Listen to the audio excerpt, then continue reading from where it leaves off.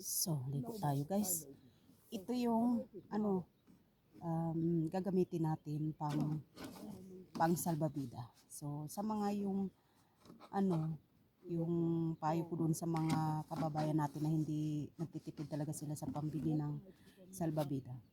Ito yung gamitin ninyo. Yung galon na walang laman, pero kailangan siyempre yung takip, yung talagang sigurado na hindi siya mabuksan kapag halimbawa lang na ginamit niyo. Kasi ito yung hindi kayo malulunod. Kasi ito yung pinakasalbabida ninyo. Pag halimbawa na nasa laot kayo, nangingisda kayo dahil nagtitipid kayo sa pambili. So ito yung pwede ninyong gamitin. Pero siyempre wag ninyo itong bibitawan para hindi kayo malunod. Kasi pag binitawan nyo ito, siyempre delikado na dahil wala na kayong kakapitan. So, kahit lumangoy kayo dito ng 2 araw, basta kasama nyo ito, hindi kayo malunod. Kasi, marami na kasi ako mga naririnig na kapag tumaob yung bangka nila, is yung iba nalulunod na kasi bukod sa wala silang salbabida, wala rin silang ganitong galon na dala na ito yung makakasave talaga sa buhay nila kung basta wala lang siyempre butas. Kung halimbawa lang na tumaob ang inyong mga sinasakyan. So, para sa akin, napakasimple ito. Galon lang na walang laman or mineral water na walang laman. Siyempre, mas magaling yung malaki. Kasi yung malaki is lumulutang siya ng talagang lulutang. Kasi yung pag maliit lang siya na 1 litro lang, hindi kaya sobrang gaan kasi. So ito, kung mas malaki pa dito, mas sigurado. So,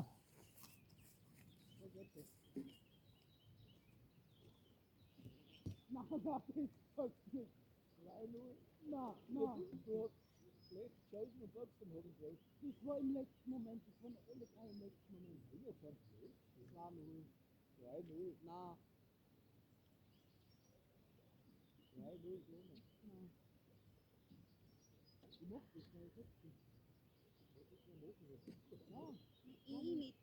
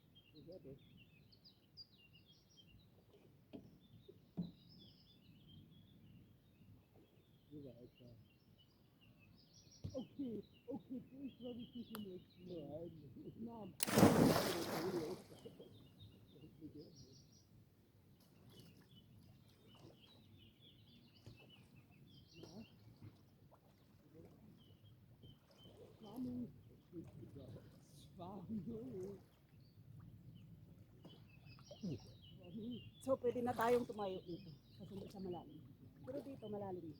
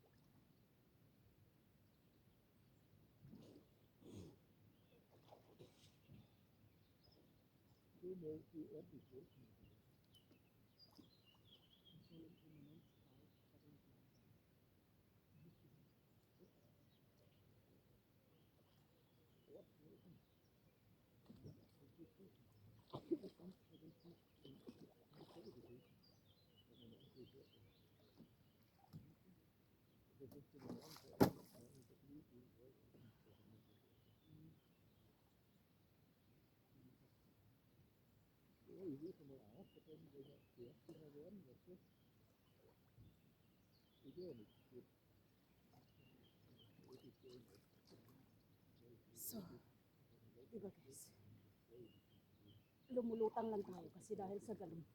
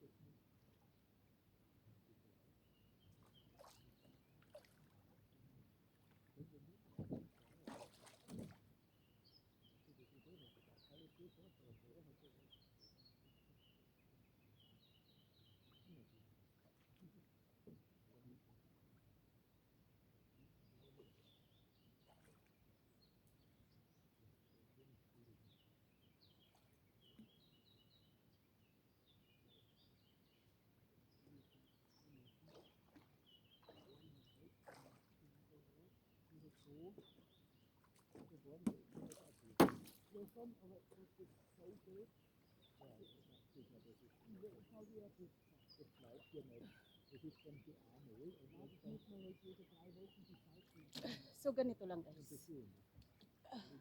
Galon ang mga kasave sa buhay ninyo kung nagtitipid talaga kayo sa salbabida. So, kaya ito yung pinakamura na ng na paraan para ligtas kayo. Basta wag lang ninyong bibitawan. Kasi di ba yung dagat na ano yung alon, malakas. So kung sa dagat man kayo, kung sa ilog naman, di, basta palaging meron kayong dalang ano, safety things. Safety ng mga gamit na nakapag-save sa buhay ninyo.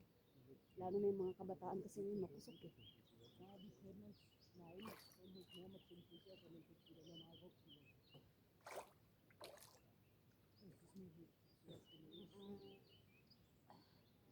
Minsan kasi yung mga kabataan, kala nila, kaya nila lahat, tapos hindi naman pala. Lalo yung mga hindi marunong lumangoy.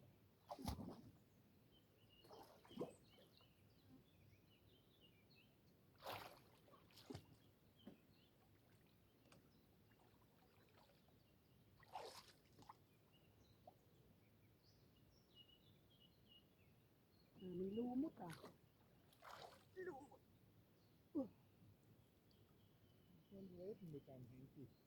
Was? Ich rede immer schön. Ich rede nicht so schief, bitte. So. Es ist.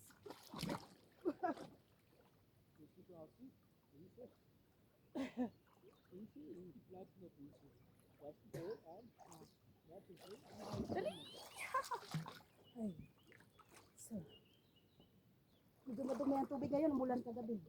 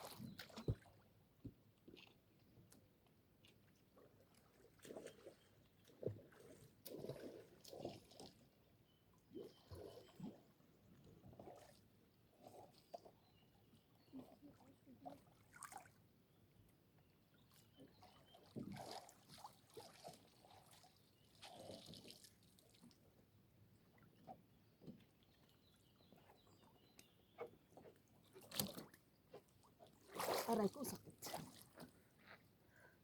Sig, bleib noch hier. Nag-alisan. Kasi minaliligo ng mga bata.